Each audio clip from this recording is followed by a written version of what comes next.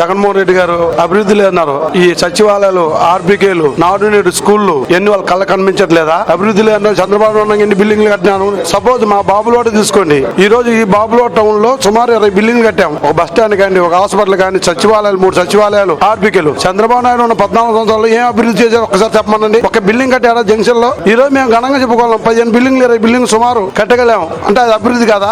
వాళ్ళు ఏం కట్టారు చెప్పమనండి. ఒక్కటి ఏ ప్రతిపక్షాలు కాదు. ఈ రోజు సంక్షేమంతో అభివృద్ధి కూడా చేసిన కన్నుడి మన జగన్మోహన్ రెడ్డి గారే. ఎక్కడైనా ఛాలెంజ్ ఈ రోజు నేను చేయగలను. ఎందుకంటే మేము ఇటువంటి ముఖ్యమంత్రి అంటూ మేము ఎంపీ ఉంటే మా అదృష్టం. ఈ రోజు జంక్షన్ లో బస్ స్టాండ్ ఒకసారి కళ్ళ చూడమనండి, హాస్పిటల్ కడుతున్నారు చూడమనండి, సచివాలయాలు ఎన్ని ఉన్నాయి చూశారు కదా. నాడు నేడు స్కూల్ రమ్మని నేను తీసుకెళ్తా. అప్పుడు నాడు నేడు స్కూల్ ఎలా ఉండేవి, బూత్ బంగ్లా ఎలా ఉండేవి. కానీ జగన్మోహన్ రెడ్డి వచ్చిన తర్వాత కార్పొరేట్ స్కూల్ కి నీటుగా ఈ రోజు రమ్మనండి, చూపిస్తా. నేను నా బాబు లోట్లని చూపిస్తా.